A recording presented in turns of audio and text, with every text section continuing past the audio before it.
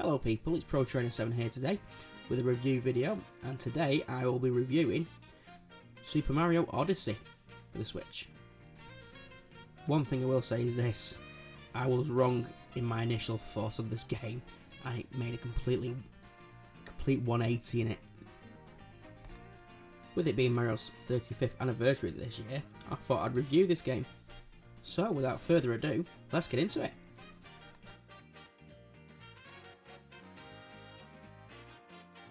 So, the story. The story of this game goes like any other Mario game. Peach gets kidnapped by Bowser and Mario has to go and rescue her. Over 30 years, it's still happening. Peach needs to invest in better security. Come on, have a word with management.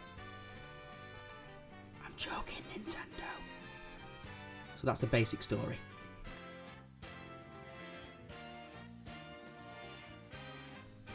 What can I say about this gameplay?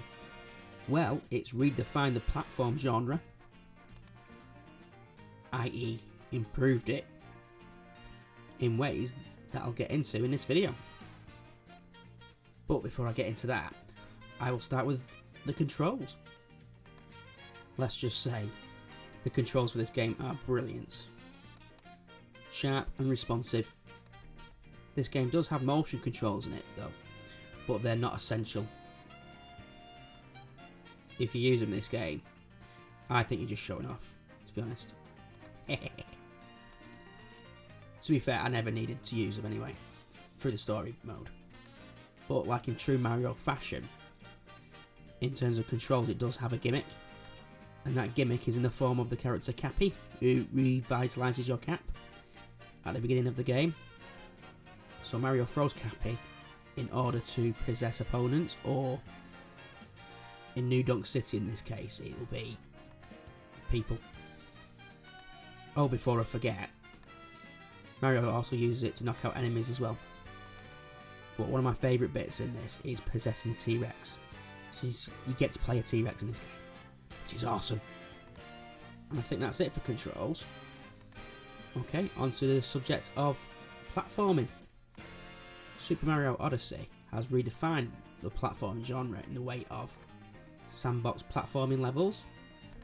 In past 3D platforming Mario titles, Mario had to collect certain items, i.e. stars in Mario 64 and Galaxy, but every time he collected them he had to go back into the level again, which was a little inconvenient. It wasn't a major issue, but in this game at least, it's better because you can collect them multiple in a row without going back out of the map,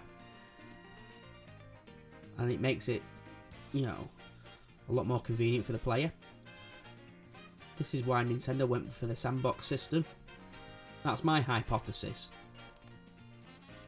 and it makes this game a lot more better and it feels more like an adventure. And there are multiple areas to explore, such as New Donk City and the Cascade Kingdom, just to name a couple. And in each of these areas you collect moons in this game, whereas just to power up the ship that takes you is called the Odyssey, and you use these moons to power up and progress through the game that way. And then at the end, beat Bowser for the umpteenth time. But in all this, the graphics, I know graphics don't make a game, I've said that in multiple videos that I've done, but the graphics for this game are beautiful. They really stand out for a Switch game. But one thing I can say before I finish this section off, the story is a little short, to be honest.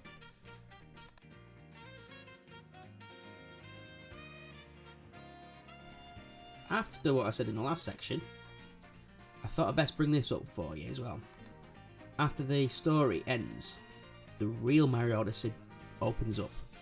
So all the moons that you've collected in the story mode, obviously you still keep them, but there are a lot more to collect after the story in each area or kingdom.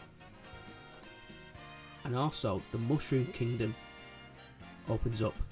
Sorry, just a spoiler alert in that bit. where you can collect more stuff. I say stuff, I mean moons. But in the Mushroom Kingdom has stars that turn into moons, because I don't know if you played Mario 64, you collect stars. So that's a nice little shout back to Super Mario 64, probably one of the best 3D platformers I've played in that generation. Yes, it's better than Crash. Get over yourself, Crash fans. So, on the subject of collecting more moons after the main story, I'm still doing it to this day. You know, I've got a spare hour to dip in and out of, Mario Odyssey. I'm still collecting the stars, so it does have a very good long life in it. And every now and again, Nintendo updates the game, so it adds a little bit more stuff.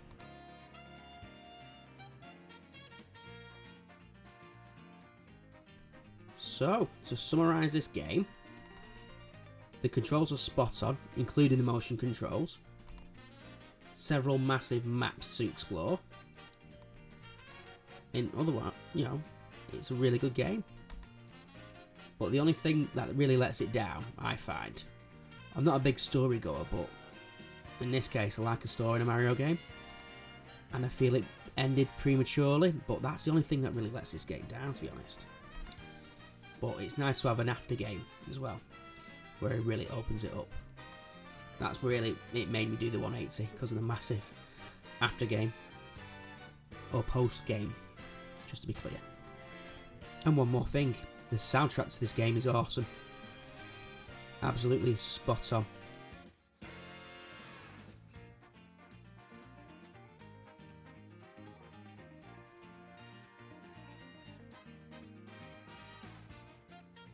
Right, scoring time now. After taking everything into consideration, I find that this game is one of the best Mario titles ever. And the score I will give this game is 9 out of 10. If you own a Switch, please pick it up. This is a fantastic title, and you're missing out if you don't play it. To be honest with you, it is worth the 50 quid. It really is worth it. It'll keep you going for years and years, this game. So bravo to Nintendo, who made another masterpiece. Thank you very much.